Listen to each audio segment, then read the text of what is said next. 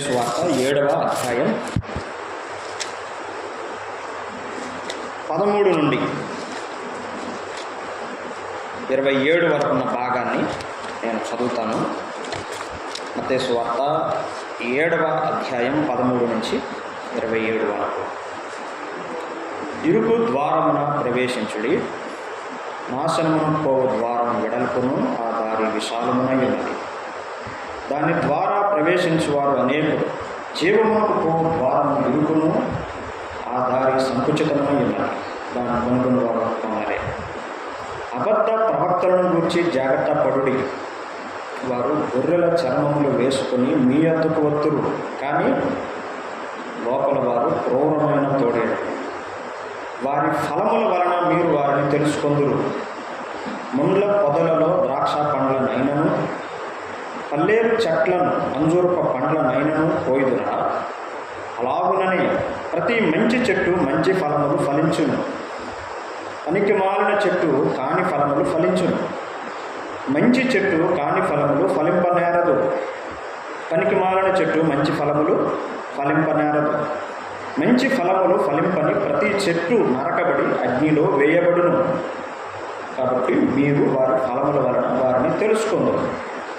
ప్రభువా ప్రభువా అని నన్ను పిలుచు ప్రతివాడును పరలోక రాజ్యములో ప్రవేశింపడు, కానీ పరలోకమందున్న నా తండ్రి చిత్త ప్రకారం చేయువాడే ప్రవేశించను. అది ముందు అనేకులు నన్ను చూచి, ప్రభువా ప్రభువా మేము నీ నామమున ప్రవచింపలేదా? నీ నామమున దెయ్యములను వెళ్ళగొట్టలేదా? నీ నామమున అనేకమైన అద్భుతములు చేయలేదా అని చెప్పుదురు. అప్పుడు నేను మిమ్మును ఎన్నడూనూ ఎరుగను, అక్రమము చేయు వారులారా నా యొద్ద నుండి పొండని వారితో చెప్పుదును. కాబట్టి ఈ నా మాటలు విని వాటి చొప్పున చేయు ప్రతి వాడును బండ మీద తన ఇల్లు కట్టుకున్న బుద్ధిమంతుని పోలియుండును. వాన కురిసెను, వరదలు వచ్చెను, గాలి విసిరి ఆ ఇంటి మీద కొట్టెను, కానీ దాని పునాది బండ మీద వేయబడిన గనుక అది పడలేదు. మరియు ఈ నా మాటలు విని వాటి చొప్పున చేయని ప్రతివాడు ఇసుక మీద తన ఇల్లు కట్టుకున్న బుద్ధిహీనుని పోలియుండును. వాన కురిసెను, వరదలు వచ్చెను, గాలి విసిరి ఆ ఇంటి మీద కొట్టెను, అప్పుడది కూలబడెను, దాని పాడు గొప్పదని చెప్పి. చిన్న ప్రార్థన చేసి చిన్న ధ్యానం చేద్దాం. ప్రభువా మీకు వందనాలు చెల్లిస్తున్నాం. ఇంతవరకు రొట్టె విరుచుకుడికి అంతటిలో సహాయం చేశారు, మీకు స్తోత్రాలు. మేము చదువుకున్న వాక్యముపై మీ ఆశీర్వాదం ఉంచుమని, నిలబడిన నన్ను మరుగుపరచుమని, మా అందరితో మాట్లాడమని, మీ కుమారుడైన యేసుక్రీస్తు నామమును మీరు హెచ్చించుమని యేసు ప్రభు నామములో స్తుతులు చెల్లించి సహాయము కొరకు ప్రార్థన చేయుచున్నాము మా పరమ తండ్రి, ఆమేన్. మత్తయి సువార్తలో నుండి ఒక చిన్న భాగాన్ని మనం చదువుకున్నాం. మత్తయి సువార్తను ఎట్లా ప్రారంభించాడంటే, అబ్రహాము కుమారుడును దావీదు కుమారుడునైన యేసుక్రీస్తు వంశావళి అని యేసుక్రీస్తుతో ప్రారంభించాడు. ప్రకటన గ్రంథాన్ని ఎలా ముగించాడంటే, ప్రభు అయిన యేసుక్రీస్తు కృప మీ ఆత్మకు తోడై ఉండునుగాక, లేక మీకు తోడై ఉండునుగాక అని చెప్పి ముగించాడు. క్రొత్త నిబంధనలో ఉన్న 27 పుస్తకాలు ప్రారంభం లేక ముగింపు మనం గమనించినట్లయితే యేసుక్రీస్తుతో ప్రారంభించబడి యేసుక్రీస్తుతో ముగించబడింది. ఇప్పుడు మనం చదువుకున్న 7వ అధ్యాయం అది ఒక భాగం. ఎట్లా అంటే, మత్తయి సువార్తలో 5, 6, 7 ఈ 3 అధ్యాయాలను కలిపి కొండ మీది ప్రసంగం అని పిలుస్తారు. యేసు ప్రభు కొండ మీద కూర్చొని తన శిష్యులకు మరియు చేరి వచ్చిన జనసమూహానికి ఆయన బోధించిన బోధ, ఆయన ఉపదేశం, ఆయన ప్రసంగం 5, 6, 7 3 అధ్యాయాలు. ఎట్లా ప్రారంభించాడు ఒకసారి చూడండి. కొండ మీద ప్రసంగాన్ని యేసు ప్రభు ఎలా ప్రారంభించాడు అంటే, 5వ అధ్యాయం 3వ వచనం చదువుతున్నాను, లేక 2వ వచనం కూడా చూడండి. అప్పుడు ఆయన నోరు తెరచి ఇలాగూ బోధింపసాగెను. ఏమని బోధించాడు? ఆత్మవేశమే దీనులైన వారు ధన్యులు, పరలోక రాజ్యము వారిది అని చెప్పాడు. అట్లా ఆ వచనాలన్నీ చదివితే మనకు అర్థమయ్యే భావం ఏమిటంటే, ధన్యులు అనే మాటతో యేసు ప్రభు తన ప్రసంగాన్ని ప్రారంభించాడు. ఇంగ్లీష్లో బ్లెస్సడ్ అంటారు. ఆశీర్వాదం అనే మాటతో ఆయన ఆ కొండ మీది ప్రసంగాన్ని ప్రారంభించి ఎట్లా ముగించాడంటే 7వ అధ్యాయం ఆఖరి వచనం చదువుతున్నాను చూడండి. 7:27 చదువుతాను. 7:27 మనం చదువుకున్న మాటే. వాన కురిసెను, వరదలు వచ్చెను, గాలి విసిరి ఆ ఇంటి మీద కొట్టెను, అప్పుడు అది కూలబడెను, దాని పాటు గొప్పదని చెప్పాను. ఎలా ప్రారంభించి ఎలా ముగించాడు తన వర్తమానాన్ని అంటే, ఆశీర్వాదంతో ప్రారంభించి వార్నింగ్ అంటారు, హెచ్చరికతో యేసు ప్రభు తన ప్రసంగాన్ని ముగించాడు. ఆశీర్వాదంతో ప్రారంభించబడి ఒక కఠినమైన హెచ్చరిక చేశాడు. ఇక చూసుకోండి, మీ ఇష్టం, నిర్ణయం చేసేది మీరే, ఆలోచించాల్సింది మీరే, తీర్మానం చేయాల్సింది మీరే, ఇక మీ ఇష్టం అన్నట్లుగా ఆప్షన్ ప్రభు ప్రజలకు అప్పగించాడు. మత్తయి, మార్కు, లూకా, యోహాను 4 సువార్తికులు కూడా యేసు ప్రభుని గురించే రాశారు. కానీ పాత నిబంధన గమనించినట్లయితే ఆదికాండం, నిర్గమాకాండం, లేవియాకాండం, సంఖ్యాకాండం, ద్వితీయోపదేశకాండం, ఈ 5 పుస్తకాలను ఒకే వ్యక్తి రాశాడు. వేరువేరు విషయాలు రాశాడు. కానీ క్రొత్త నిబంధనలు అలా కాదు. 4 సువార్తికులు కూడా యేసు ప్రభుని గురించే రాశారు. ఒకరు రాస్తే సరిపోదా? సరిపోతుంది. కానీ దేవుని ఉద్దేశం అది కాదు. ఒక్కొక్క సువార్తలో యేసు ప్రభు ఒక్కొక్క రీతిలో ఆయన దర్శనమిస్తూ ఉంటాడు, లేక ఆయన తను తాను ప్రత్యక్షపరుచుకుంటూ ఉంటాడు. మత్తయి సువార్త అంతా మనం చదివితే యేసు ప్రభు మనకు ఎలా కనబడతాడంటే, ఆయన రాజుగా మనకు కనబడతాడు. రాజుగా కనబడతాడు. 2వ అధ్యాయం 2వ వచనం చదువుతాం కదా. మత్తయి సువార్తలో యూదులు రాజుగా పుట్టినవాడు ఎక్కడున్నాడు అని జ్ఞానులు వచ్చి ఆ హెరోదు రాజును ప్రశ్నిస్తారు. మార్కు సువార్తలో యేసు ప్రభు ఎలా కనబడతాడు? ఆయన ఒక సేవకుడుగా కనబడతాడు. లూకా సువార్తలు ఎలా కనబడతాడు? ఆయన మనుష్య కుమారుడిగా కనబడతాడు. యోహాను సువార్తలో యేసు ప్రభు దేవునిగా లేక దేవుని కుమారునిగా ఆయన కనబడతాడు. ఈ విధంగా ఒక్కొక్క సువార్తలో యేసు ప్రభు తన్ను తాను ఆయన కనబరుచుకుంటూ వస్తాడు. ఇప్పుడు మనం చదువుకున్న ఈ సువార్తలో ఈ 7వ అధ్యాయంలో ప్రత్యేకంగా కనబడే సంగతి ఏంటో తెలుసా? నిజమైన తీర్పు, ట్రూ జడ్జిమెంట్ అంటారు. 5వ అధ్యాయంలోనేమో నిజమైన ఆరాధన చెప్పాడు. 6వ అధ్యాయంలోనేమో నిజమైనటువంటి 5వ అధ్యాయంలోనేమో నిజమైన నీతిని గురించి వ్రాసాడు. నిజమైన నీతి అంటే ఏమిటో మత్తయి సువార్త 5వ అధ్యాయంలో చదువుతాం. నిజమైనటువంటి ఆరాధన ఏమిటో 6వ అధ్యాయంలో చదువుతాం. ఇప్పుడు మనం చదువుకున్న 7వ అధ్యాయంలో తీర్పు ఉంది. అమ్మా, అయ్యా, బాబు వినండి, తీర్పు ఉంది. ఇదేమి ఆషమాషి కాదు, ఇదేమి మభ్యపెట్టేది, మసిపూసేది కాదు, ఇది వాస్తవమైనది, ఇది యథార్థమైనది, తీర్పు ఉన్నది అని యేసు ప్రభువే కొండమీది ప్రసంగంలో ఆయన ప్రజలకు ఆయన బోధించాడు. ఇది చిన్న ఉపోద్ఘాతం, ఇంకా చెప్పాలని ఉంది, కానీ నేను ఈ వచనాలు ఎక్కువగా ఆలోచించాలని నేను ప్రేరేపించబడుతున్నాను. రండి 13వ అధ్యాయానికి రండి. 13వ వచనానికి రండి. 13వ వచనం ఎలా ప్రారంభించాడు? ఇరుకు ద్వారమున ప్రవేశించుడి అని చెప్పాడు. ఒకసారి నా వైపు చూడండి. 13 నుంచి 27 వచనాలు చదువుకున్నాం కదా. ఈ వచనాలన్నిటిలో 2 సంగతులు 10 ఉన్నాయండి.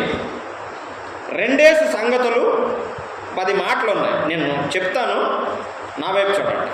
నేను కుడి చేతి వైపున పాజిటివ్గా ఉన్నవి అంటే మంచి సంగతులు కుడివైపును చూపిస్తాను. నెగిటివ్ అంటే చెడ్డ సంగతులన్నీ ఎడమ వైపును చూపిస్తాను. కొంచెం అర్థం కావడానికి 2 దారులు ఉన్నాయి. ఒకటి సంకుచితమైన దారి, ఇది ఇటువైపునేమో సంకుచితమైన దారి, ఇటువైపునేమో విశాలమైన దారి ఉన్నది. 2 దారులు ఉన్నాయి, 3వ దారి లేదు. సంకుచితమైన దారి ఒకవైపున, విశాలమైన దారి ఒకవైపున ఉన్నది. రెండవ సంగతి, 2 ద్వారాలు ఉన్నాయి. ఒకటేమో ఇరుకైన దారి, 2 వెడల్పైన ద్వారం. ఒకటి ఇరుకైన ద్వారం, 2వది వెడల్పైన ద్వారం. 3వ సంగతి, 2 గుంపులు ఉన్నాయి.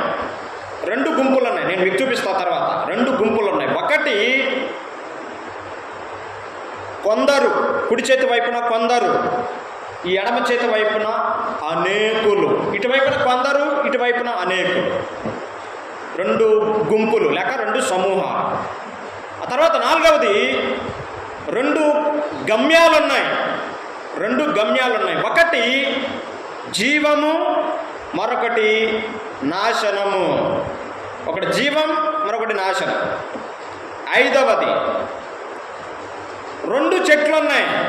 మంచి చెట్టు, పనికి మాలిన చెట్టు. రెండు ఫలాలు ఉన్నాయి. మంచి ఫలాలు, కాని ఫలాలు. అక్కడ ఉన్న మాటలు చెప్తున్నాను. మంచి ఫలాలు, కాని ఫలాలు. రెండు రకాలుగా ప్రవర్తించేవారు ఉన్నారు. చేయువారు, పిలుచువారు. చేయువారు, పిలుచువారు. ఆ తర్వాత ఇద్దరు నిర్మాణకులు ఉన్నారు. ఇద్దరు నిర్మాణకులు. ఒకడు బుద్ధిమంతుడు, మరొకడు బుద్ధిహీనుడు. రెండు పునాదులు ఉన్నాయి. బండ మీద వేసిన పునాది, ఇసుక మీద వేసిన పునాది. ఆఖరిది రెండిళ్ళు ఉన్నాయి. నిలిచిన ఇల్లు, కూలిన ఇల్లు. నిలిచిన ఇల్లు, కూలిన ఇల్లు. అక్కడ ఉన్న సంగతులు అవి, వాటిని మనం కొంచెంగా జ్ఞాపకం చేసుకుందాం. 13, 14 వచనాలు చదువుతున్నాను చూడండి. ఇరుకు ద్వారమున ప్రవేశించుడి అని చెప్తున్నాడు. యేసు ప్రభు చెప్తున్న మాట ఇది, నేను చెప్తున్న మాట కాదు. ఇరుకు ద్వారాన ప్రవేశించండి అంటున్నాడు. అంటే ఇరుకు అనే మాట కష్టముగా, ఇబ్బందితో కూడుకున్నది. సులువైనది కాదు, సునాయాసమైనది కాదు. అది దానికి చాలా వెల చెల్లించాలి అనే భావం ఉన్నది. ఈ ద్వారం ఉంది చూసారా, ఈ ద్వారం జీవానికి తీసుకువెళ్తుంది. ఈ సంకుచితమైన దారి ఉంది చూసారా, ఇది జీవానికి తీసుకెళ్తుంది. కానీ ఎక్కువ మంది వెంబడించే దారి లేక ద్వారం ఏమిటి అంటే, ఎక్కువ మంది, మెజారిటీ ఏ ద్వారం గుండా, ఏ దారి గుండా పోతున్నారంటే విశాలమైన దారి గుండా, వెడల్పైన ద్వారం గుండా జనాలు వెళ్ళిపోతున్నారు. ఇటు మరి కుడివైపున కొందరే ఉన్నారు, కొద్దిమందే వెళుతున్నారు, చాలా తక్కువ మంది ఉన్నారు. ఇది చాలా ఇరుకుగా ఉంటుంది, ఇబ్బందిగా ఉంటుంది, కష్టతరంతో కూడుకున్నది. అందుకే మన వల్ల కాదు ఈ దారి గుండా పోవడం, ఈ ద్వారం గుండా పోవడం, ఎందుకు వచ్చిన గొడవ అని చెప్పి ఈ దారి గుండానే, ఈ సునాయాసమైన ఈ వెడల్పైన ద్వారం గుండానే ప్రజలు వెళ్ళిపోతున్నారు. కానీ ఎక్కడికి వెళ్ళిపోతున్నారో తెలియట్లేదు. ఎక్కడికి వెళుతున్నారు? దీని గమ్యస్థానం ఎక్కడికంటే జీవానికి వెళుతున్నారు. మరి దీని గమ్యస్థానం ఎక్కడికి? నాశనానికి వెళ్ళిపోతున్నారు. ఒక్క మొక్కలో అర్థం కావడానికే ఈ మార్గం పరలోకం, ఈ మార్గం నరకం. ఎక్కువ మంది, మీరు ఎక్కడైనా చూడండి, ఆలోచించండి, మీకు అర్థమవుతుంది. ప్రపంచాన్ని ఒక్కసారి దృష్టిలో పెట్టుకుని కూడా ఆలోచించండి. ఎక్కువ మంది ప్రజలు ఎటుపోతున్నారో తెలుసా? నరకానికే పోతుంది. నువ్వు ఎంత చెప్పు, వినేది లేదు, మార్చుకునేది లేదు. వెళ్ళిపోతున్నారు. ఎందుకు అంటే ఈ మార్గం చాలా సింపుల్గా ఉంటుంది, సునాయాసంగా ఉంటుంది, ఎంతమంది అయినా పోవచ్చు. ఇక్కడ ఏమి నియమాలు, నిబంధనలు ఉండవు. కానీ మరి ఇటువైపు అట్లాగేమీ కాదు. ఈ మార్గం ఏం బోధిస్తుందో తెలుసా? నువ్వు పశ్చాత్తాపడాలని చెప్తా, నీ పాపాలు ఒప్పుకోవాలని చెప్తారు, నువ్వు మారు మనసు పొందాలని చెప్తాది, నువ్వు రక్షించబడాలని చెప్తాది, నువ్వు పాపాలు మానుకొని పరిశుద్ధంగా జీవించాలని ఈ ఇరుకైన ఈ సంకుచితమైన దారి మనకు బోధిస్తా. నచ్చుతుందా ఇది? మనకి ఎక్కుతుందా? మనకి లక్ష్య పెడతామా ఈ మార్గాన్ని, ఈ దిశను? వెళ్ళిపోతున్నారు జనాలు. నా ప్రశ్న ఏంటో తెలుసా? ఇప్పుడు ఇక్కడ కూర్చొని వాక్యం వింటున్న నేను, నీవు ఏ దారిలో ఉన్నాం, ఏ ద్వారం గుండా పోతున్నామో ఒక్కసారి మనసు పెట్టి ఆలోచించండి. మీరు ఏ దారిలో ఉన్నారు, నేను ఏ దారిలో ఉన్నానో ఆలోచించుకోవాలి. ఇటువైపున చాలా కొందరే ఉన్నారు. మనకు తెలీదు ఎవరు ఈ దారిలో ఉన్నారు. నాకు తెలియదు, మీకు తెలియదు. నా దారి నాకు తెలుసు, మీ దారి మీకు తెలుసు. కానీ మన అందరి దారి ప్రభువుకు మాత్రమే తెలుసు. అమ్మా అయ్యా, నన్ను నేను మోసం చేసుకోలేను. నన్ను ఎవడైనా మోసం చేయగలడు, కానీ నన్ను నేను మోసం చేసుకోలేను. ఒకవేళ నన్ను నేను మోసం చేసుకుంటే నా వంటి బుద్ధిహీనుడు, తెలివి తక్కువవాడు ఇంకెవడో ప్రపంచంలో. మిమ్మల్ని కూడా మీరు మోసం చేసుకోవాలి. ఇన్ని సంవత్సరాలుగా, ఇన్ని దినాలుగా వాక్యం విని మోసం చేసుకోవద్దు. మోసం చేసుకున్నారనుకోండి, మీరే నష్టం. మోసపోవద్దు. ఏ దారిలో ఉన్నారు, ఏ వైపున ఉన్నారు? మెజారిటీనా? ఒక మాట అమ్మా అయ్యా, మెజారిటీని చూడవద్దు. ఎక్కువ మంది ఏ దారిలో పోతున్నారు ఆ దారిలో పోతాను అనుకోవద్దు. మెజారిటీ కాదు. గుంపులు చూసి మోసపోకండి. అక్కడో గుంపులు, ఎక్కడో గుంపులు, అక్కడో గుంపులు చూసి గుంపుల్ని వెంబడించకండి. గుంపులు కాదు మనం వెంబడించాల్సింది. ప్రభువుని మనం వెంబడించాలి. దేవుని వాక్యాన్ని మనం వెంబడించాలి. మన సంగతి అట్లా ఉందా మరి? అంతేకాదు, ఒక వ్యక్తి ఒకేసారి 2 మార్గాల గుండా ఒకే దిశలో ప్రయాణం చేయండి. 2 మార్గాల గుండా వెళ్ళగలరా ఒకేసారి? మన పెద్దవాళ్ళు చెప్తూ ఉంటారు కదా, 2 పడవల మీద కాలు వేద్దంటారు చూసారా? 2 పడవల మీద ప్రయాణం సాగుతుందా? సాగదు. మునిగిపోతారంతే మధ్యలోని. రెండిటికి చెడని రేపడి వలె అవుతుంది సంగతి. అందుకని మా అయ్యా, ఈరోజు ఒక నిర్ణయం చేసుకోవాలని నేను ప్రేమతో మనం చేస్తాను. ఏ దారిలో ఉన్నా, ఏ ద్వారం గుండా వెళుతాం. ఒక వచనం చదువుదాం చూడండి. లూకాసు వార్తకు రండి, 13వ అధ్యాయం. లూకాసు వార్త 13వ అధ్యాయానికి రండి. కొంచెం కష్టంగానే ఉంటాయి ఈ మాటలు, అయినా మీరు సహించాలి. లూకాసు వార్త 13:23 చదువుతున్నాం. ఒకడు అన్నాడు ప్రభు దగ్గరికి వచ్చి, ప్రభువా, రక్షణ పొందేవారు కొద్దిమందేనా అని అడుగుతున్నాడు. అప్పుడు ప్రభు ఏం చెప్పాడు? ఇరుకు ద్వారమున, ఆయన వారిని చూసి ఇరుకు ద్వారమున ప్రవేశింప పోరాడుడి అంటున్నాడు. అంటే అంత సులువైందేమీ కాదు. ప్రభువుని నమ్ముకొని ఆయన కొరకు జీవించడం, ఆయన రాజ్యానికి పోవడం, వెళ్ళడం అనేది నీవు నేను అనుకుంటున్నంత సులువేమీ కాదు. అది చాలా కష్టతరమైనది. పోరాడుడి అని చెప్పి ఈ మాట అంటున్నాడు. అనేకులు ప్రవేశింప చూతురు గాని వారి వలన కాదు అని వారితో మీతో చెప్పుచున్నాను అన్నాడు. విన్నారా ఈ మాట? చాలామంది వెళ్ళాలి, వెళ్ళిపోవాలి ఏదో రకంగా అని అనుకుంటున్నారు. కానీ యేసుప్రభు ఏం చెప్తున్నాడు? అది వారి వలన కాదు. దానికి పోరాడాలి. మనం ఇరుకు ద్వారంలో ప్రవేశించడానికి మనం పోరాడాలి అని ఇంకా చాలా సంగతులు చెప్పాడు. 25వ వచనం చూడండి. ఇంటి యజమానుడు లేచి తలుపు వేసిన తర్వాత మీరు వెలుపల నిలిచి తలుపు తట్టి, యజమానుడు వచ్చాడు, తలుపు వేసేశాడు, బయట నిలబడి వీళ్ళు మాట్లాడుతున్నారు. అయ్యా, మాకు తలుపు తీయుము అని చెప్పనారంభించారు. వినండి అమ్మా అయ్యా, సువార్త ద్వారం తెరచి ఉంది. కృపా సువార్త ప్రకటించబడుతుంది. రక్షణ సువార్త ప్రజలకు ప్రకటించబడుతుంది.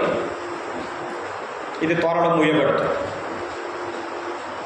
త్వరలోనే మూయబడుతుంది. ఎప్పుడో నాకు తెలియదు. దేవుని వాక్యం కూడా స్పష్టంగా ఆ తేదీ, ఆ రోజు చెప్పలేదు. కానీ మూయబడేది మాత్రం ఖాయం. ఆ తర్వాత నీవు తలుపు తెరవమన్నా తెరిచేది లేదు. ఆదికాండం 7వ అధ్యాయంలో నోవహు అతని కుటుంబం ఓడలోకి వెళ్ళిపోయారు. తర్వాత దేవుడే ఆ తలుపు మూసేశాడు. వర్షం ప్రారంభమైంది. కొద్దిగా చినుకులు పడుతున్నాయి. నీరు పెరిగిపోతుంది. ప్రజలు వచ్చారు, తలుపు దగ్గర నిల్చున్నారు, తలుపు కడుతున్నారు. నోవాహు తలుపు తీ, మేము కూడా వస్తాం లోపలికి, మేము మునిగిపోతున్నాం, మేము నశించిపోతున్నాం, తలుపు తీ అని తలుపు కడుతున్నాం. నోవాహు చెప్పాడు, బాబు 120 సంవత్సరాలు చెప్పాను రా బాబు, మీకు ఒక్కడు నా మాట వినలేదు. తలుపు నేను వేసే ఉంటాయి కనుక నేను ఖచ్చితంగా తీసేవంటరా. కానీ తలుపు నేను వేయలేదు. దేవుడే బంధించేశాడు తలుపుని. తెరిచే అవకాశం నాకేక లేదు. ఇంకంతే సంగతి అని చెప్పాడు. ఒక్కసారి ప్రభువు గనక తలుపు మూశాడు అనుకోండి, ఇంకా దాన్ని ఎవడో తెరవడు. ఈ మాట కూడా నేను చెప్పనివ్వండి దయచేసి. మీరు ప్రభువు నమ్ముకోవడానికి ప్రభువు మిమ్మల్ని ప్రేరేపిస్తాడు, ప్రేరేపించినంతకాలం ప్రేరేపిస్తాడు. కొంతకాలం తర్వాత ఆయన మిమ్మల్ని ప్రేరేపించడు, మీ మనసును కఠినం చేస్తాడు. మీరు నమ్ముకోవాలనుకో నమ్ముకోలేరు. నేను చెప్పింది మీకు అర్థమైంది అనుకుంటున్నాను, మరలా చెప్తున్నా. యేసు ప్రభు నమ్ముకోవడానికి ప్రభు మనకి ఎన్నో అవకాశాలు ఇస్తాడు. సువార్త ద్వారా మనతో మాట్లాడినంతకాలం మాట్లాడతాడు. ఆయన సమయం వస్తుంది, ఆయన మౌనమైపోతాడు, నీ మనసుని కఠినం చేస్తాడు. నువ్వు ఎంత సువార్త విన్నా, ఎంత మంది నీకు బోధించినా నీ చెవుల్లోకి సువార్త వెళ్ళదు, నువ్వు ఇక నమ్మలేవు. నీకు అవకాశాలన్నీ కూడా పోయినట్టు. నాకు తెలీదు, ఇదే నీ చివరి అవకాశమే. జార విడుచుకోవద్దు, పోగొట్టుకోవద్దు, కాళ్ళారా తన్నుకోవద్దు. పెను ప్రమాదం పొంచుకుంది ముందు. తలుపు తీ ప్రభువా, అయ్యా అయ్యా, ఎంత గౌరవంగా మాట్లాడుతున్నారు. అప్పుడు ఆయన ఏం చెప్పాడు చూడండి, 26వ వచనం. ఆయన అంటున్నాడు, మీరు ఎక్కడి వారో మిమ్మును ఎరుగను అంటున్నాడు. ఈ సమాధానం వస్తే ఎవరి దగ్గరికి వెళ్తాను చెప్పండి? యేసు ప్రభువే తలుపు తెరవట్లేదు, ఆయనే తలుపు మూసేశాడు అనుకోండి, ఇంకెక్కడికి పోగలం? ఎవరు మనల్ని కనికరిస్తారు? ఎవరు మనల్ని రక్షిస్తారు? ఏ అయ్య మనకు సహాయం చేస్తాడు? ఏ అబ్బ మనకు సహాయం చేస్తాడు? చెప్పండి. వాళ్ళ సమాధానం చూడండి, ఏం చెప్తున్నారు? 26వ వచనం. ఆయన, మీరు ఎక్కడ వారో నేను మిమ్మల్ని వారితో మిమ్మల్ని ఎరుగనని ఉత్తరము మీతో చెప్పును. అందుకు మీరేం చెప్తున్నారు? ప్రజలేం చెప్తున్నారు? నీ సముఖమందు మేము తిని త్రాగుచుంటమే, నీవు మా వీధులలో బోధించదవే అని చెప్పసాగు. 27 చెప్పాడని మళ్ళా, మీరెక్కడి వారో మిమ్మల్ని ఎరుగనని మీతో చెప్పుచున్నాను. అక్రమము చేయి మీరందరూ నా యొద్ద నుండి తొలగిపోండి.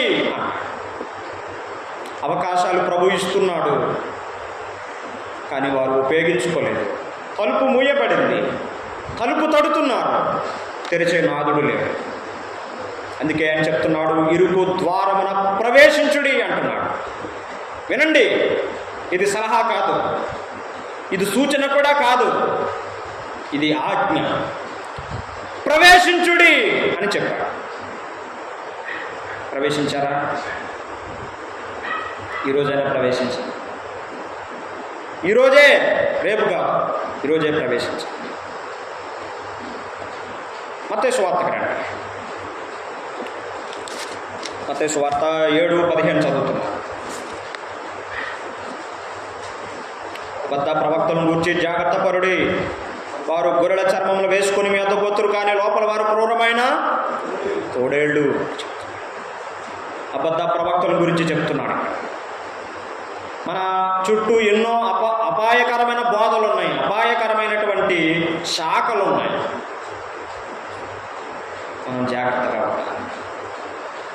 అబద్ధ ప్రవక్తల గురించి చెప్తున్నాడు. వీరు బోధించేవన్నీ అబద్ధాలే. వింటున్నారు కదా? మాయా అబద్ధ ప్రవక్తలు ఇక్కడ ఏం బ్యాడ్జ్ పెట్టుకుని ఏం రారు. నేను అబద్ధ ప్రవక్తను అని జోబు మీద ఏం రాసుకొని రారు. వస్తే గుర్తించగలరు, కానీ అట్లాగేమి రారు. టక్ చేసుకుని వస్తారు మీ దగ్గరికి. చాలా మృదువుగా మాట్లాడతారు, మంచిగా మాట్లాడతారు. మోసపోకూడదు. పైకి బాగా కనబడతారు, లోపల వారు ఎట్లాగుంటారండి? క్రూరమైన తోడేళ్ళు అని చెప్పారు. అంటే ఒక్కసారి అదును చూసి పంజా విసురుతారంతే. మన జీవితం చిన్నాభిన్నమైపోతుంది, తునాతునకలైపోతుంది. మనం అప్పుడు ఏడ్చిన ఉపయోగం లేదు. అబద్ధ బోధ చాలా ప్రమాదకరమైంది. మోసపోవద్దు. ఏ బోధ అయినా మంచిదే అనుకోవద్దు, ఎవరైనా మంచి చెప్తారే అనుకోవద్దు. మనిషి చావడానికి ఒక బాటిల్ విషంలో ఎంత విషం కావాలో చెప్పండి? ఏమండి, 1 లీటర్ కావాలా చావడానికి? ఒక విషపు బాటిల్లో ఒక మనిషి చావడానికి స్పూన్ కావాలంటారా? నాకు అర్థమైన సంగతి ఏంటంటే, ఒక బొట్టు చాలు. ఒక బొట్టు, ఒక నీటి బొట్టు వల్ల ఒక విషపు చుక్క పాలలో వేసి తాగించామనుకోండి, ఇంకంతే సంగతి. అబద్ధ బోధ అంత ప్రమాదకరమైనది. అందుకే యేసుప్రభువే చెప్పాడు. అప్పటికి ఇంకా వారి వారి వారి ప్రస్తావన లేదు, కానీ ఆయన ముందే ఎరిగి చెప్తున్నాడు, జాగ్రత్త పడుడి అని చెప్పాడు. అపోస్తలుడైన పౌలు ఎఫెసులో ఉన్న సంఘపు పెద్దలను పిలిపించి వారికి కూడా ఈ జాగ్రత్త చెప్పాడు. చూడండి, 20వ అధ్యాయం అపోస్తలుల కార్యాల గ్రంథం 20వ అధ్యాయం 28, 29 వచనాల్లో ఆయన ఈ జాగ్రత్త చెప్తున్నాడు. చూడండి ఏం చెప్తున్నాడు. దేవుడు తన స్వరక్తమిచ్చి సంపాదించిన తన సంఘమును కాయుటకు పరిశుద్ధాత్మ మిమ్మును దేవుని యందు అధ్యక్షులుగా ఉంచెను. ఆ యావత్తు మందను గూర్చియు మీ మట్టుకు మిమ్మును గూర్చియు జాగ్రత్తగా ఉండుడి. దేవుడు తన సంఘాన్ని గురించి జాగ్రత్తగా చూడండి, జాగ్రత్తగా కాపాడండి అనే బాధ్యతను ఎవరికి అప్పగించాడు? సంఘపు పెద్దలకు అప్పగించాడు. ఇది బైబిల్ సత్యాలు, కొత్త నిబంధన సత్యాలు ఇవి. సంఘాన్ని గురించి కాపాడవలసిన వారు, బాధ్యత కలిగి ఉండవలసిన వారు పెద్దలు. అందుకే ఆయన చెప్తున్నాడు, 2 సంగతులు చెప్పాడు అక్కడ. నంబర్ 1 మిమ్మును గురించి జాగ్రత్త, నంబర్ 2 సంఘాన్ని గురించి జాగ్రత్త. మిమ్మల్ని మీరు జాగ్రత్తగా కాపాడుకోండి, ఆ తర్వాత సంఘాన్ని గురించి కూడా జాగ్రత్తగా, మందను గురించి జాగ్రత్త, విశ్వాసులను గురించి జాగ్రత్త, పరిశుద్ధులను గురించి జాగ్రత్త. నేను ఒక ఉదాహరణ చెప్తాను. జాగ్రత్తగా కాపాడవలసిన వారు జాగ్రత్తగా కాపాడకపోతే ఆ యావత్తు మంద ఉంది చూసారా, ఆ మంద యజమానుడు ఏం చేస్తాడో ఒక ఉదాహరణ చెప్తాను. నేను విన్న సంగతి, నేను కట్టుకథ కాదు, ఇది కల్పించింది కాదు, యథార్థమైన సంగతి. ఒక ఊరిలో సంఘం ఉంది, చాలా కాలం క్రితం జరిగిన సంగతి. ఆ మందిరానికి కొంచెం ఎదర ఒక చిన్న ఇంటి వలె ఒక చిన్న ఇల్లు ఉంది. ఆ మందిరాన్ని చూసుకోవడానికి అక్కడ ఒక వ్యక్తిని నియమించి ఆ వ్యక్తికి బాధ్యతలు అప్పగించి, బాబు కొంచెం నువ్వు మందిరాన్ని అవి చూసుకుంటూ ఉండు, ఇంటిలోనే ఉండు, నీ భార్య పిల్లలతో ఉండు, చక్కగా చూసుకో బాబు మందిరాన్ని అని చెప్పి అప్పుడున్న పెద్దలు ఆ బాధ్యతలు ఆ వ్యక్తికి అప్పగించారు. అతడు అట్లాగే చూసుకుంటున్నాడు మందిరాన్ని అన్నీ కూడా. అలా చూసుకుని ఒక 20-30 సంవత్సరాల తర్వాత ఈ సంఘ పెద్దలకు ఒక ఆలోచన వచ్చింది, మన మందిరం సరిపోవట్లేదు, ఇంకా పెంచాలి. ఇంకానే ఆ ఎదురున్న ఆ చిన్న బిల్డింగ్ని కూడా కూల్చేసి పడగొట్టేసి, ఆ ఇంటిని పడగొట్టేసి కొంచెం పెంచుదాం మందిరాన్ని అని చెప్పి ఆ వ్యక్తి దగ్గరికి వెళ్ళి ఇలా చెప్పారు, అయ్యా ఇంతకాలం మీరు చాలా సహాయం చేశారు, చాలా మంచిది, ఇప్పుడు మేము ఈ ఇంటిని పడగొట్టి కొంచెం మందిరాన్ని పెంచాలనుకుంటున్నాం, మరి నువ్వు ఇల్లు ఖాళీ చేయాలి బాబు అని చెప్పాను. ఆ వ్యక్తి అన్నాడు, నేను ఎందుకు ఖాళీ చేయాలి, ఇల్లు నాది, ఆ స్థలం కూడా నాదే, ఆ మందిరం ఉన్న స్థలం కూడా నాదే అన్నాడు. ఏంట్రా నువ్వు మాట్లాడే మాటలా, నువ్వు ఈ భార్య పిల్లలతో ఉన్నావు కదని చెప్పి నీకు ఈ పని బాధ్యతలు అప్పగిస్తే ఏంటి ఎలా మాట్లాడుతున్నావు అని పెద్దలు. వాడన్నాడు, నేను ఖాళీ చేసేది లేదు, ఈ స్థలం నాది, ఇదంతా కూడా నాదే, నీకు దిక్కున్నా కూడా చెప్పుకోండి అని చెప్పేసి అట్లా చెప్పాడు. చెప్పి పైగా ఇతడే కోర్టులో కేసేసాడు. కోర్టులో కేసేస్తే కోర్టు ఏం తీర్పు చెప్పిందో తెలుసా? ఆ మందిరం ఉన్న స్థలం, ఇప్పుడు అతడున్న స్థలం అన్నీ కూడా ఆ వ్యక్తివే అని కోర్టు తీర్పు చెప్పింది. ఎట్లాగంటే ఇతడు మోసం చేసి ఆ పన్నులన్నీ కూడా తన పేరు మీదకి రాంచేసుకున్నాడు. వాళ్ళకి తెలియకుండానే ఆ ఇంటి పన్ను, ఆ కరెంటు బిల్లు, ఇవన్నీ కూడా తన పేరు మీదకి మార్చేసుకున్నాడు. మరి కోర్టు ఏం తీర్పు చెప్తుంది? అన్నీ అతని పేరు మీద ఉంటే మాటలు నమ్మవు కదా, మాటలు నిలబడవు కదా. అతనివే, మీరు 2 వారాల్లో మందిరం ఖాళీ చేసి అతనికి అప్పగించాలి అని కోర్టు తీర్పు చెప్పింది. ఇప్పుడు సంఘస్థులు ఎవరికి అర్థమవట్లేదు, ఏం చేయాలి? ఇప్పుడు ఉన్న పాటని ఎక్కడ మనం వెళ్తాము, ఎక్కడ కూడుకుంటాం, ఏంటి అసలే అని చెప్పి వాళ్ళందరూ ఏడుపు ప్రార్థన చేస్తున్నారు, ఏడుస్తున్నారు, ప్రభువా ఏంటి అసలు మాకు ఈ పరిస్థితి అని చెప్పి ఏడుస్తున్నారు. ఆ ఫ్యామిలీ చాలా హ్యాపీగా ఉన్నారు, మనకు స్థలం వచ్చింది, స్థలం అంతా మందే, ఈ స్థలం మందే అని చెప్పి భుజాలు ఎకరేస్తున్నారు. వింటున్నారు కదా. వారం తిరిగేసరికి ఆ ఇంటి యజమానుడు గుండె పొట్టుతో చనిపోయాడు.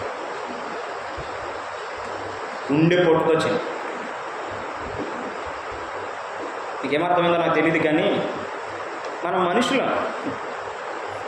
కొన్ని విషయాలు మనం ఏమీ చెయ్యలేము. మన దేవుడు జీవము కలిగిన దేవుడు.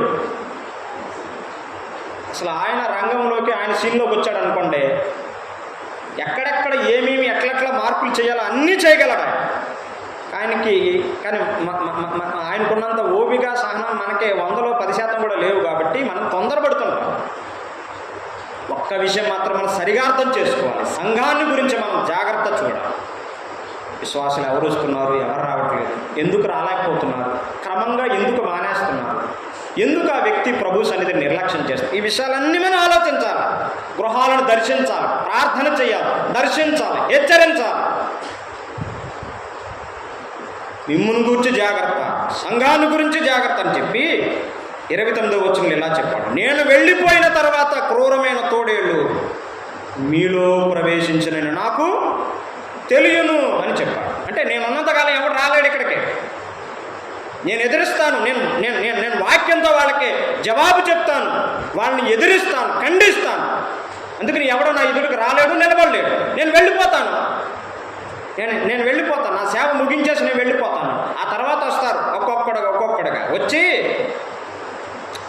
మందను కనికరించరు, మందను పాడు చేస్తారని చెప్పి పౌలు హెచ్చరిస్తున్నాడు. అయ్యా అమ్మ, వింటున్నారు కదా, మనం ప్రార్థన చేస్తూ దేవుని వాక్యాన్ని చదువుతూ ఉండగా దేవుడు మనకు ముందు చూపనిస్తాడు. ముందే చెప్తున్నాడు పౌలు, నాకు తెలియను, అట్లాగే జరిగింది, నాకు తెలుసు అని చెప్పాడు, అట్లాగే జరిగింది. సంఘానికి 2 రకాల ప్రమాదాలు ఉన్నాయి. 29, 30 వచనాలు. 1, లోపల నుంచి ప్రమాదం ఉన్నది. 2, బయట నుంచి ప్రమాదం ఉంది.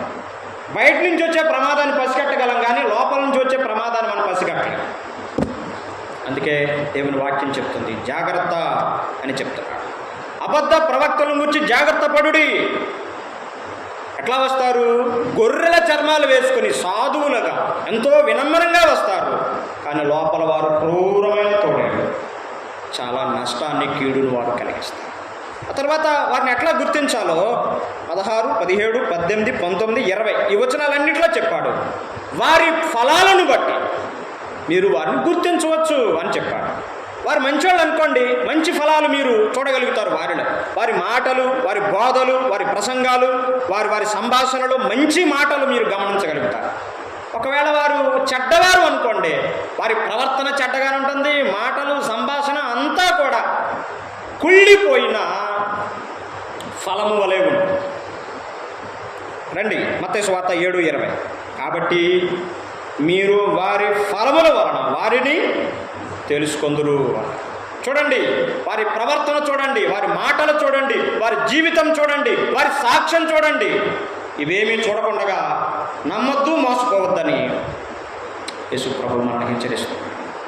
21వ వచనంలో 7:21వ వచనంలో పరలోక రాజ్యంలో ఎవరు ప్రవేశింపరు, పరలోక రాజ్యంలో ఎవరు ప్రవేశిస్తారో చెప్పాడు. ఎవరు వెళ్తారు పరలోకానికి? ఎవరు వెళ్తారు పరలోకానికంటే, ఇప్పుడు మనందరినీ అడిగితే పరలోకానికి ఎవరు వెళ్తారో చెయ్యొద్దండి అంటే మన అందరం చేతులు ఎత్తుతాం. నీ ఒక్కడు కూడా నేను నరకానికి వెళ్తానని చేతులు ఎత్తాను, అంతే కదండి. కానీ బైబిల్ ఏం చెప్తుందో చూడండి. ప్రభువా ప్రభువా, ఎంత బాగా పిలుస్తున్నారో, మాట్లాడుతున్నారో చూడండి. ప్రభువా ప్రభువా అను నన్ను పిలుచు ప్రతి వాడును పరలోక రాజ్యంలో ప్రవేశింపడు అంటున్నాడు. ఇందాక మీకు చెప్పాను కదా, పిలిచేవాడు పరలోక రాజ్యానికి వెళ్ళడం. ప్రభువా ప్రభువా అని దీర్ఘ ప్రార్థనలు, లేకపోతే అసలు ఎంత ప్రభు పట్ల ఎంత ప్రేమ ఉన్నట్టు, గౌరవం ఉన్నట్టు, అసలే సొంత కుటుంబం కూడా అంత ప్రేమ ఉన్నది, అంత ప్రేమ వాళ్ళకి మోస్తుంటారు. అంతా మోసం. పిలిచేవాడు కాదు పరలోకానికి వెళ్ళేది. ఏం చెప్తున్నాడు యేసు ప్రభు? పరలోకమందున్న నా తండ్రి చిత్త ప్రకారము చేయువాడే. నేను దీర్ఘాలు కూడా సరిగ్గా పలుకుతున్నాను, మీరు గమనిస్తున్నారో లేదు. చేయువాడు కాదు, చేయువాడే ప్రవేశించు. మనం చేసేవాళ్ళమా, పిలిచేవాళ్ళమా? దేవుని చిత్తాన్ని అనుసరించాలని, వెంబడించాలని, అలాగ ప్రవర్తించాలని మనం కోరుతున్నామా? లేకపోతే మనం ప్రభువా యేసయ్యా యేసయ్యా యేసయ్యా మా అయ్యాది కాదు. ఆయన చిత్తమేంటో తెలుసుకొని ఆయన చిత్త ప్రకారం జీవించేవాడే పరలోకానికి వెళతాడు. మరి ఒకసారి నన్ను నేను చూసుకుంటాను, ఇప్పుడు మిమ్మల్ని మీరు చూసుకోండి. నేను దేవుని చిత్తాన్ని చేస్తున్నానా లేకపోతే నా చిత్తాన్ని చేసుకుంటున్నాను? నా ఇష్టం వచ్చినట్లు నేను బ్రతుకుతున్నానా లేకపోతే దేవుని ఇష్టమేంటో తెలుసుకొని దేవుని వాక్యం ఏంటో తెలుసుకొని ఆ ప్రకారంగా నేను ఉంటున్నాను అనేది ప్రశ్నించు. లోక 6:46 చూడండి, అక్కడ కూడా ఒక మాట చెప్పాడు యేసు ప్రభు. అదే ఇదే భాగమే, అక్కడ వేరే కోణంలో వ్రాసాడు. లోక 6:46 నేను చెప్పు మాటల ప్రకారం మీరు చేయక ప్రభువా ప్రభువా అని నన్ను పిలుచుట ఎందుకు? నేను చెప్పేవాటి ప్రకారం చేయరు మీరు, మరి వచ్చి మాత్రం ఏమని పిలుస్తారు? ప్రభువా ప్రభువా అని పిలుస్తారు. ఎందుకు అట్లా పిలవడం? మీరు ఏం ఉపయోగం? ఆయన కోరుకుంటుంది పిలవడం కాదు, ఆయన చెప్పినట్లు చేయడం, ఆయన మాటల ప్రకారంగా జీవించడం, అది ఆయన మన నుండి కోరుతుంది. అని చెప్పేవాళ్ళమా చేసేవాళ్ళమా? మనం ప్రశ్నించుకో. దేవుని చిత్తమేంటో తెలుసుకోండి, ఆ ప్రకారం జీవించేవాడ పరలోకం. మోసపోకండి, మరలా చెప్తున్నాను. చాలామంది ఇలా మోసపోతున్నారు. నేను బాప్తిసం తీసుకున్నాను కదా నేను పరలోకం వెళ్ళిపోతాను అనుకుంటున్నాను. వెళ్ళడం కొంతమంది అనుకుంటున్నాను నేను రొట్టె ద్రాక్షారసం తీసుకున్నాను కదా పరలోకం వెళ్ళిపోతాను అనుకుంటున్నాను. అది కూడా మోసం. మీకు గతంలో చెప్పాను, మరలా చెప్తున్నాను. ఈ రెండింటికి బెస్ట్ ఎగ్జాంపుల్స్ ఉన్నారు బైబిల్లోనే, క్రొత్త నిబంధనలోనే. బాప్తిసం తీసుకుని ఒకడు నరకానికి వెళ్ళిపోయాడు. అపోస్తల కార్యాల గ్రంథం 8వ అధ్యాయంలో ఉంటాడు. పేరు చెప్పనా? గారడీ సీమోను. బాప్తిసం తీసుకొని మరి నరకానికి వెళ్ళిపోయాడు. అమ్మా అయ్యా, బాప్తిసం ఎవరిని పరలోకానికి తీసుకెళ్ళదు, నన్ను ముంచేశారు కదా, నేను మునిగిపోయాను కదా, నేను వెళ్ళిపోతాను కదా అని భ్రమపడద్దు. పాపుల్లో 2 రకాల పాపులు ఉన్నారంటండి. ఎన్ని రకాలు? 2 రకాల పాపులు ఉన్నారు. ఒకటి తడి పాపులు, 2 పొడి పాపులు అంట. తడి పాపులేమో బాప్తిసం తీసుకొని పాపం మానరు, పాపం చేస్తూనే ఉంటారు.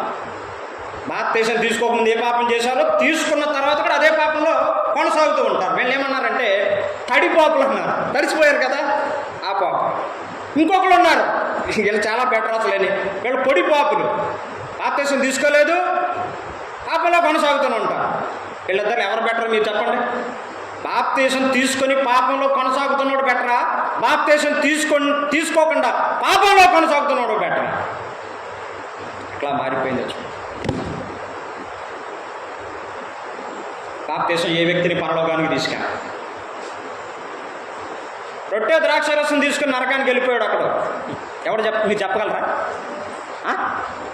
ఇస్కరియోతు యోధా రొట్టె ముంచి ఇచ్చాడు, తీసుకున్నాడు, ముక్క తీసుకోగానే వచ్చాడు అంత లోపలికి ఒకడు. సాతాను వెళ్ళిపోయాడు, ఉరిపెట్టుకున్నాడు. ఆయన చేయాల్సిన కార్యాలన్నీ చేసి ఉరిపెట్టుకుని ఆత్మహత్య చేసుకుని చచ్చిపోయాడు. కొంతమంది ఆరాధనలో కానీ ఈ మాట ఉపయోగిస్తున్నారు. ఆ మాట నేను చెప్తాను. నా శరీరం తిని నా రక్తము త్రాగువాడే నిత్య జీవము గలవాడని యోహాను సువార్త 6వ అధ్యాయంలో చెప్పబడిన మాట అప్పుడప్పుడు కొంతమంది ఉపయోగిస్తూ ఉంటారు. నాకు అర్థమైంది, నేను నేర్చుకున్నది ఏంటంటే అది అసలు రొట్టె విరుచు కుడికకి సంబంధించిన పదం కానే కాదు, ముమ్మాటికి కాదు. ఆ సందర్భం ఏమిటంటే యేసు ప్రభు యూదులతో మాట్లాడుతున్నాడు.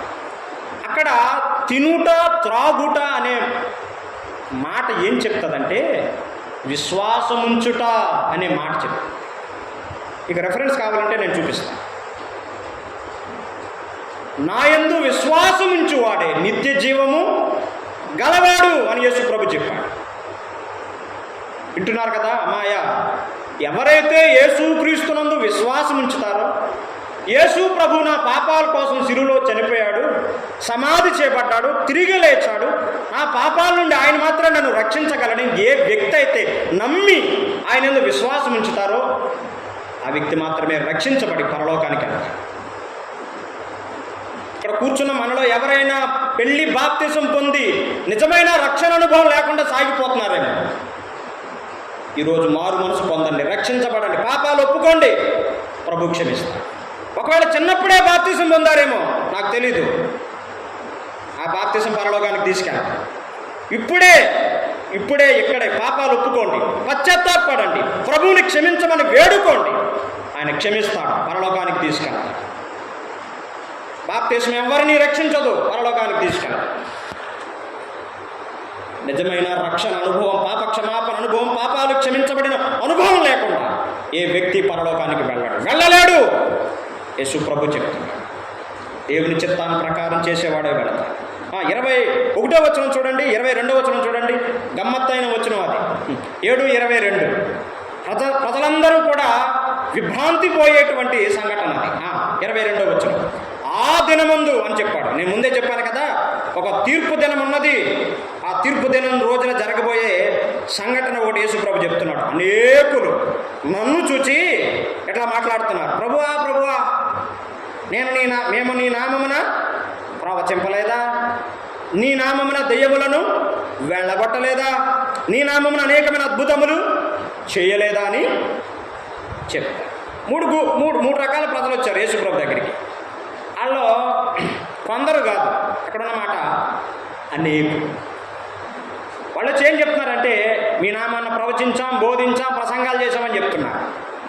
ఇంకొకరు చెప్తున్నారు, మీ నామాన్ని దెయ్యాలు వెళ్ళగొట్టామండి అని చెప్తున్నారు.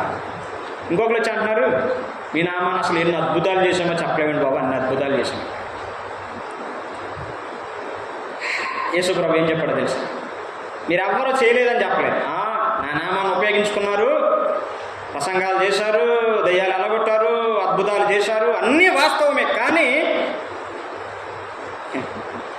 ఈ మాట చూడండి, 23వ వచనం, అప్పుడు నేను మిమ్మును ఎన్నడూను ఎరుగను అన్నాడు. యేసు ప్రభు వాళ్ళతో చెప్పిన మాట ఇది. అసలే నేను మిమ్మల్ని ఎన్నడూను ఎరగను అన్నాడు. ఈరోజు నుంచి నేను మిమ్మల్ని ఎరగనట్లేదు ఆయన. ఈరోజు కాదు, అసలు నేను మిమ్మల్ని ఎన్నడూను. యేసు ప్రభువుకి వారు తెలీదు, కానీ వారికి యేసు ప్రభు తెలుసు.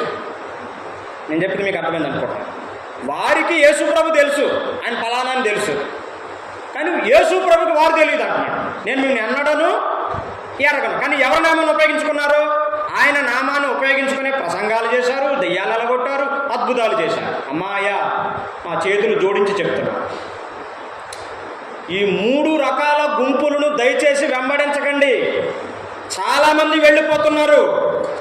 ఎక్కడ అద్భుతాలు జరిగితే అక్కడికి తండోపతండాలుగా పరుగులు పెడుతున్నారు. ఎక్కడ దయ్యాలు వదిలిపోతున్నాయంటే అక్కడికి పరుగులు పెడుతున్నారు. రేపు యేసు ప్రభు వాళ్ళతో చెప్పబోయే మాట ఇదే. నేను చెప్పట్లేదు ఈ మాట, యేసు ప్రభే చెప్తున్నాడు. అద్భుతాలు చేశాం, దెయ్యాలు వెళ్ళగొట్టాం, ప్రసంగాలు చేశాం అంటున్నాడు. యేసు ప్రభు ఏం చెప్తాడు వాళ్ళకే? అసలు మీరెవరో నాకు తెలియదు, నేను మిమ్మల్ని ఎన్నడూ ఎరగనని చెప్తాను. ఒకవేళ నీవు గనక అలాంటి వ్యక్తులను, అలాంటి గుంపులను నువ్వు వెంబడిస్తుంటే నీకు కూడా ఇంతే సంగతి. ప్రజలను మోసం చేస్తున్నారు కొంతమంది బోధకులు. ప్రజల యొక్క బలహీనతలను క్యాష్ చేసుకుంటున్నారు కొంతమంది. నేను ప్లేసులు చెప్తే మీరు బాధపడతారు. మరి నేను చెప్పాలండి, మీకు తెలియదా? అద్భుతాలు జరిగితే చాలు అక్కడికి పరుగులు జనాలు. ఈ దినాల్లో ప్రజల యొక్క విశ్వాసం ఎట్లా తయారైందంటే, ఒకప్పుడు దేవునిపై ఉండేది విశ్వాసం, తర్వాత నెమ్మదిగా విశ్వాసం సన్నగించి వస్తువుల మీదకి వెళ్ళిపోయింది, కచ్చీఫుల మీదకి పోయింది, నూనె బాటిల్ మీదకి పోయింది. ఏముంటుంది నీ నూనెలో? మన ఇంటి దగ్గర ఉన్న నూనె తీసుకొని మనం ప్రార్థన చేసి రాసుకోలేమండి. అమ్ముడు, అది వ్యాపారం. అది మనమేమో గొర్రెలం, అమాయక గొర్రెలం. మనం లీటరు నూనె ఖరీదు ఎంత ఉంటుంది నాకు సరిగ్గా తెలియదు. ఒక 100 రూపాయలు అనుకుంటాం, వాళ్ళు 500 పెడతారు. అయ్యగారి ప్రార్థనా తైలం, అమ్మగారి ప్రార్థనా తైలం. మోసపోకండి. అరటి పళ్ళు మీదకి పోయింది. అయ్యా ఏంటండి అసలే అరటి పళ్ళులో ఏముంటుందండి, మనం తెచ్చుకుని తినలేమా? ప్రార్థన చేసుకో. అయ్యగారు గుర్తుపెట్టుకోండి, యేసు ప్రభుకి ఎవరు మధ్యవర్తులు లేరు. అయ్యగారు ప్రార్థన చేసి వెంటనే డైరెక్ట్గా ఏమి వెళ్ళిపోతాను దగ్గరికి. నేను విశ్వాసంతో ప్రార్థన చేస్తే దేవుడు నా ప్రార్థన మన సంఘములో సహోదరులు ఉన్నారు, సహోదరులు ఉన్నారు, పెద్దవారు ఉన్నారు, వారి చేత ప్రార్థన చేయించుకోండి. వాళ్ళేమో మనకి తేరగా ఉంటారు, వాళ్ళేం డబ్బులు తీసుకోరు, ఉచితంగా చేస్తారు, ప్రేమతో చేస్తారు, భారంతో చేస్తారు, రోజు చేస్తారు. మనకదో చులకన. ఆయన ఒకసారి చేస్తే అయ్యి ఒక్క సంవత్సరం అంతా చాలు ప్రార్థన అనుకుంటారు. కాదండి, వస్తువుల మీద నుంచి ఆ విశ్వాసాన్ని వాళ్ళు ఎట్లా మార్చుకున్నారంటే అయ్యగారుల మీదకి పోయింది ఇప్పుడు విశ్వాసం. ఆ అయ్యగారు ప్రార్థన చేయాలి, ఆ అయ్యగారు ప్రార్థన చేస్తే దేవుడికి కార్యం చేస్తారు. అయ్యగారికి ఏమైనా ఆయన చుట్టమా? యేసు ప్రభువు ఆయన చుట్టమా? లేకపోతే వాళ్ళ ఇంటి దగ్గర ఆయన? ఇట్లా మారిపోతున్నామండి మనం కూడా. మిగతా వారు పోతున్నారంటే వాళ్ళకి సత్యవాక్యం తెలియదు, వాళ్ళ పోనేవండి. మనకేమైంది ఇది? మనకేమవుతుంది? రేపు యేసుప్రభు చెప్పబోతున్నాడు వారితోటి. యేసుప్రభు నామంలోని అద్భుతాలు చేశారు, యేసుప్రభు నామంలోని దెయ్యాలను వెళ్ళగొట్టారు. నేను మిమ్మును ఎన్నడూ ఎరగనని చెప్పారు. ఒకసారి ఒక వచనం చూపిస్తాను చూడండి. మత్తయి సువార్త 24వ అధ్యాయానికి రండి. మత్తయి సువార్త 24వ అధ్యాయం 24వ వచనం.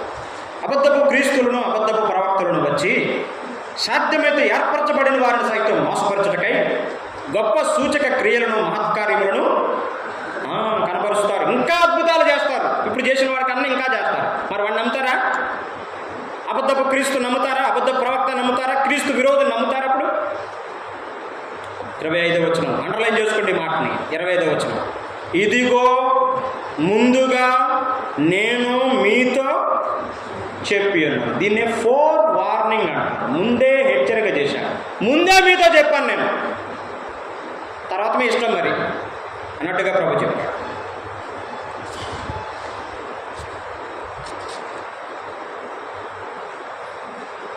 నేను మిమ్మల్ని ఎన్నడూ ఎరగను అని చెప్పాను. అంతేకాదు ఇంకో కఠినమైన మాట వాడాడు ఆయన. మత్తయి సువార్త 7:23, అక్రమము చేయువారా నా యొద్ద నుండి పొండి. ఎక్కడికి పొమ్మన్నాడు? ఇంటికి కాదు, అగ్నిగుండానికి పొమ్మన్నాడు. అసలు ఈ విషయం తెలిస్తే మనం నెత్తి నోరు బాదుకోవాలి. యేసుప్రభు నామంలో ప్రసంగాలు చేసినోళ్ళు, యేసుప్రభు నామంలో దెయ్యాలు వెళ్ళగొట్టినోళ్ళు, యేసుప్రభు నామంలో అద్భుతాలు చేసిన నరకానికి పోతున్నారు. ఎందుకో తెలుసా? వాళ్ళకి మారు మనసు అనుభవం లేదు, రక్షణ అనుభవం లేదు, పాపాలు క్షమించబడిన అనుభవం లేదు, పశ్చాత్తాపపు అనుభవం లేదు, పరిశుద్ధ జీవితం లేదు. ఫలితంగా వారు అగ్నిగుండానికి పోతున్నారు. మరి ఇంతకాలంగా స్వార్థ వింటూ వాక్యం వింటూ అగ్నికి పోవడం ఏమైనా న్యాయమేనంటారా? ఇంత వాక్యం విని స్వార్థ విని యేసు ప్రభుని గురించి ఇన్ని విషయాలు తెలుసుకొని కూడా నరకానికి పోవడం ఎంత దారుణమైన సంగతి ఆలోచించండి. నేను మరలా చెప్తున్నాను, పాటలు పాడడం వల్ల పరలోకానికి వెళ్ళాలి, ప్రసంగాలు చేయడం వల్ల పరలోకానికి వెళ్ళాలి, ప్రార్థనలు చేయడం వల్ల పరలోకానికి వెళ్ళాలి, సంఘానికి కానుకలు ఇచ్చినంత మాత్రాన పరలోకానికి వెళ్ళాలి.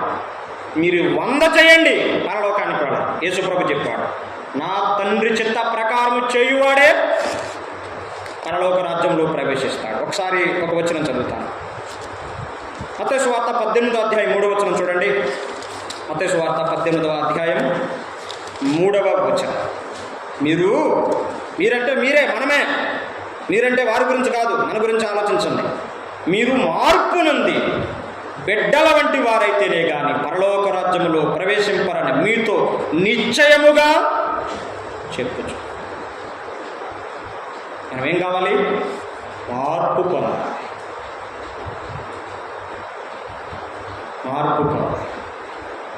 మారు మనసు పొందితేనే పరలోకం. అపోస్తలుల కార్యాల గ్రంథం 17వ అధ్యాయం 30వ వచనం ఏం చెప్తుందో చూడండి ఒకసారి. అపోస్తలుల కార్యాల గ్రంథం 17వ అధ్యాయం 30వ వచనం. ఆ అజ్ఞాన కాలం దేవుడు చూచి చూడనట్టుగా ఉండెను. ఇప్పుడైతే అందరూ మారు మనసు పొందవలనని మనుషులకు ఆజ్ఞాపించుచున్నాడు. మారు మనసు పొందాలి అనేది అమ్మా, అయ్యా, బాబు, యేసు ప్రభు యొక్క ఆజ్ఞ. ఎందరు పొందాలి మారు మనసు? ఏమండి, మారు మనసు ఎవరికే? పిల్లలకా? వృద్ధులకా? పెద్దవారికా? చదువుకున్నోళ్ళకా? చదువు లేనోళ్ళకా? ఎవరు పొందాలి మారు మనసు అంటే? అందరూ మారు మనసు పొందాలి. ఎవరికి ఆజ్ఞాపిస్తున్నాడు ఆయన? జంతువులకు కాదు, మృగాలకు కాదు, పక్షులకు కాదు, మనుషులకు ఆజ్ఞాపిస్తున్నాడు. మనకే ఆయన ఆజ్ఞాపించేది. నీకు అర్థమవుతుందా? మరి నీకే ఆయన ఆజ్ఞాపించేది మారు మనసు పొందమని. ఈ మధ్యాహ్నం ఈ మాటలు వింటున్నా ఎవరికి వారు వ్యక్తిగతంగా పరిశీలన చేసుకోండి. మీరు అంతకుముందు బాప్తిసం పొందొచ్చు, రొట్టెలో ద్రాక్షరసం పాలు పొందొచ్చు, అయితే అవ్వచ్చుగా. ఈ ప్రశ్నలకు మాత్రం మీ దగ్గర జవాబు ఉందో లేదో మీరే ఆలోచించుకోండి. నీవు మారు మనసు పొందావు, నీ పాపాలు క్షమించబడ్డాయి, యేసు ప్రభుని నీ రక్షకునిగా అంగీకరించావు. యేసు ప్రభు నేను రక్షకునిగా అంగీకరించానండి, నా పాపాలన్నీ క్షమించబడ్డాయండి, ఆయనను నా హృదయంలోకి చేర్చుకున్నానండి, నేను మారు మనసు పొందానండి, నా జీవితాన్ని మార్చుకున్నాను, నేను ఇదివరకు ఇట్లాగా బ్రతకట్లేదండి, నేను నా జీవితాన్ని, నా ప్రవర్తనను, నా మాటలను సమస్తాన్ని నేను మార్చుకొని ఆయన కొరకు జీవించడానికి నేను పూనుకుంటున్నాను, ప్రయత్నిస్తున్నాను. చెప్పగలవా? మరి చెప్పగలిగితే మంచిది. లేదా ఇప్పుడే ఈరోజే మారు మనసు పొందండి. ఇది యేసు ప్రభు యొక్క ఆజ్ఞ. ఆయన ఆజ్ఞను నువ్వు వ్యతిరేకిస్తే మాత్రం ఇవే నష్టం. అద్భుతాలు, సూచక్రియలు, మహత్కార్యాలు చూసి మోసపడండి. ఎవరైనా చేయగలరు. యేసుప్రభు మనకు కూడా చేస్తాడు, మన సంఘంలో కూడా చేయగలడు ఆయన. అని మనకంత విశ్వాసం లేదు. విశ్వాసహీనులుగా ఉండి మనం ప్రార్థన చేస్తాం, సరిగా ప్రార్థన చేయలేకపోతాం. అందుకే మనం కొన్ని కార్యాలు చూడలేకపోతాం. అంతేగాని అక్కడ దేవుడే మారడు. ఇక్కడ ఎవరిని మనం ఆరాధిస్తున్నామో, ఎవరికి ప్రార్థన చేస్తున్నామో అక్కడ కూడా ఆయనే. స్థలాలను బట్టి, ప్రదేశాలను బట్టి ఆయన ఏం మారిపోడు. ఆయన శక్తి ఏం పెరిగిపోదు, తగ్గిపోదు కూడా. చివరి మాటలు నేను చెప్పి ముగిస్తా. మత్తయి సువార్త 7వ అధ్యాయం 24, 25, 26, 27 4 వచనాలు ఆయన ఏం చెప్తున్నాడంటే బుద్ధిమంతుడి గురించి, బుద్ధిహీనుడి గురించి చెప్పాడు. ఈ బుద్ధిమంతుడు ఏం చేస్తాడంటే ఆయన మాటలన్నీ వింటాడు, విని తన జీవితాన్ని ఆ ప్రకారంగా కట్టుకుంటాడు. యేసు ప్రభు మీద తన జీవితాన్ని నిర్మించుకుంటాడు. ఎవరైతే యేసు ప్రభుని అంగీకరించి ఆయన హృదయంలో చేర్చుకొని పాపాలు క్షమించబడి యేసు ప్రభు మీద తన జీవితాన్ని కట్టుకుంటాడో ఆ వ్యక్తి జీవితం పైకి కొన్ని తుఫానులు వస్తాయి, వరదలు వస్తాయి, వాన వస్తుంది, గాలి వస్తుంది, ఆ ఇంటి మీద కొడతాది. కానీ ఆ వ్యక్తి యేసు ప్రభు మీద తన జీవితాన్ని కట్టుకున్నాడు కాబట్టి ఇంచు కూడా, కొంచెం కూడా ఆ ఇల్లు బెదరదు, తొనకదు, కురంగదు, అట్లాగే స్థిరంగా ఉంటుంది. ఇది బుద్ధిమంతుని సంగతి. బుద్ధిహీనుడు ఉన్నాడు కదా, వీడేం చేస్తాడంటే వాక్యాన్ని వింటాడు, బాగా వింటాడు, విన్నట్టు కూడా నటిస్తాడు. బాగా విని విని విని విన్న తర్వాత మా భలే ఉందలే అనుకుని చెప్పి వెళ్ళిపోతాడు. అర్థమైందా? బుద్ధిమంతుడేమో విని తన జీవితాన్ని అట్లా మార్చుకుంటాడు, కట్టుకుంటాడు, నిర్మించుకుంటాడు, యేసు ప్రభువుని కేంద్రంగా చేసుకుని అతడు జీవిస్తాడు. ఈ బుద్ధిహీనుడు ఉన్నాడు చూసారా, ఓరక్కనే వింటూ ఉంటాడు, వినడానికి అలవాటు పడిపోతాడు అంతే. వస్తాడు, వింటాడు, వస్తాడు, వింటారు, ఇంకంతే జీవితం. ఏమి మార్పులు చేర్పులు ఏమీ చేసుకో. 10 సంవత్సరాలైనా 20 సంవత్సరాలైనా అదే జీవితం. వాక్యాన్ని జీవితానికి అన్వయించుకోకపోతే ఏం ఉపయోగం ఉంటుందండి మనకి? యాకోబు అదే చెప్పాడు. అద్దం ముందుకు పోయి ముఖాన్ని చూసుకుని ఎన్ని మచ్చలు చిరాగ్గా ఉంటాయి అన్నీ చూసుకుని పర్లేదులే నేను వెళ్ళిపోయినాడు, ఎంత బుద్ధిహీనుడు అసలేని. వాక్యం, దేవుని వాక్యం అనే అర్థం ఇన్ని లోపాలు, ఇన్ని తప్పులు, ఇన్ని పొరపాట్లు చూపిస్తుంటే దిద్దుకోకుండా ఎలా వెళ్ళిపోతున్నావు అసలే నేను? మళ్ళీ మనం ప్రశ్నించుకోవాలి. ఇద్దరు వ్యక్తులు, నేను కానీ మనం కానీ, ఈ 2 రకాల వ్యక్తులు ఎవరో ఒకడి వల్ల ఖచ్చితంగా ఉండాలి. మూడో వాడు లేడు. ముందే చెప్తున్నా, ముందు చెప్పాను, మళ్ళీ చెప్తున్నా. మూడో ఆప్షన్ అనేది లేదు. 2 ద్వారాలు ఉన్నాయి, 2 దారులు ఉన్నాయి, 2 గమ్యాలు ఉన్నాయి, 2 గుంపులు ఉన్నాయి. ఏదో ఒక దానికి మనం కంపల్సరీ చెందాల్సిన వాళ్ళమే. మూడో ఆప్షన్ లేదు.